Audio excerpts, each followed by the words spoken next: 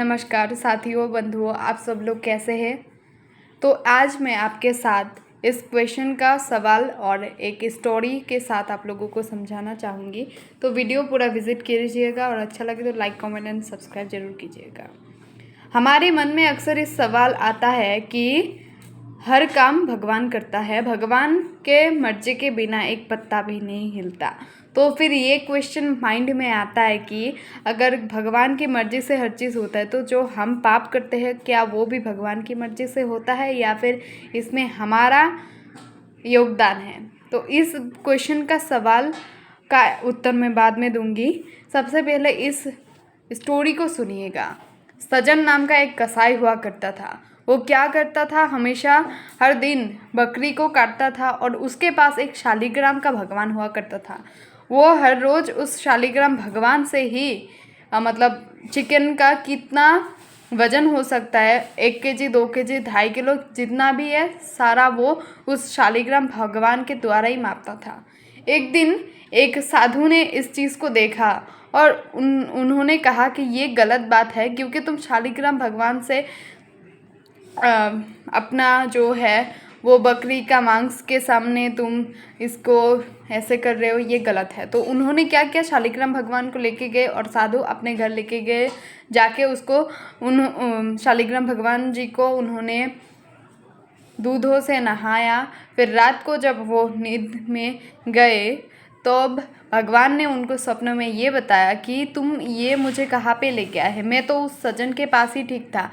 वो मुझे इतने अच्छे से प्यार से मुझे उस झूले में मतलब जो उसको नापता था ना, उसमें झूले की तरह वो उनको बिठा के जैसे ऊपर नीचे होता था वैसे ही उनको उस चीज़ में मज़ा आया था। तो तब जाके साधु ने क्या कहा कि उस सज्जन के पास दरवाजे के खटखटाए और उनसे ये कहा कि लो, तुम्हारा भगवान तुम्हारे पास ही रहना चाहता है। तो भगवान मतलब सज्जन संतुष्ट होकर कहा कि सारी दुनिया आपको चुनती है और आपने मुझे चुना, तो ये मेरे लिए बहुत ही बड़ी बात है। तो उन्होंने क्या किया, नेक्स्ट डे उन्होंने उन शालिग्राम भगवान को लेकर जगन्नाथ की यात्रा की ओर चल पड़े।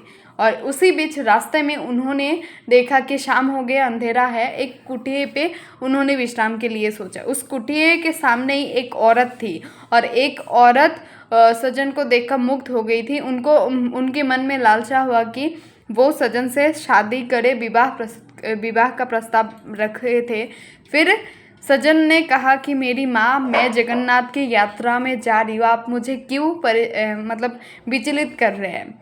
फिर उस नारी को लगा कि उनका जो पति है, उनका पति को वो अगर मार डालेंगे तो सज्जन शायद उनसे शादी कर लेंगे। तो उन्होंने क्या किया, सोते हुए पति को तलवार लेके गर्दन काट दिए और उसके बाद उन्होंने सज्जन से फिर से उनकी शादी के प्रस्ताव रखे, लेकिन सज्जन ने बार बार मना करने दिया। फिर उस नारी को लगा कि अब तो मेरा पति भी मर चुका है, ये भी नहीं मान रहे। तो उन्होंने एक गांव वाले के सामने ऐसा साझा किया कि सज्जन ने उनके साथ बहुत ही ज़बरदस्ती बहुत कुछ गलत काम कर रहे हैं।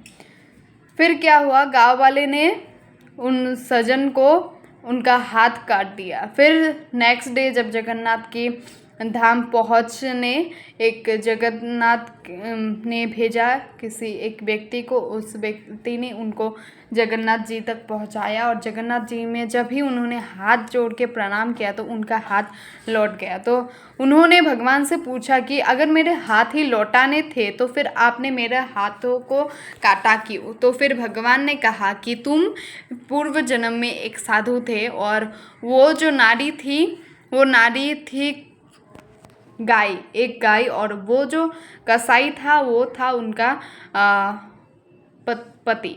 तो इसमें हुआ क्या था, पूर्व जन्म में एक गाय को काटने के लिए कसाई जा रहा था और साधु ने अपने हाथों से इशारा करके बता दिया कि ये गाय इस तरफ जा रहा था।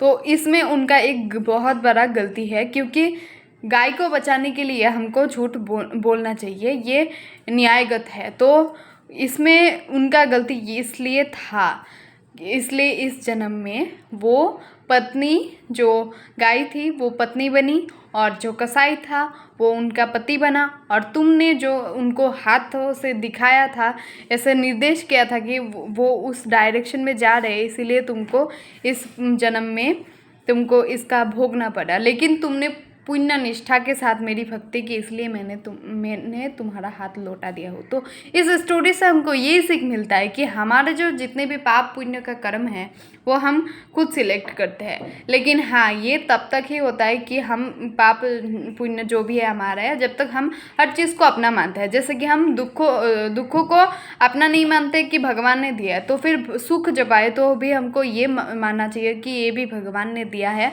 और हमको हर चीज़ भगवान के ऊपर सरेंडर करनी चाहिए।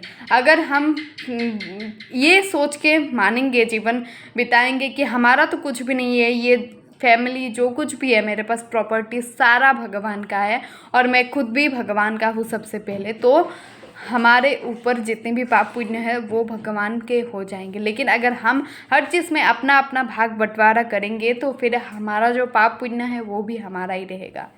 तो ये इंटरेस्टिंग वीडियो आप लोग शेयर ज़रूर कीजिएगा और लाइक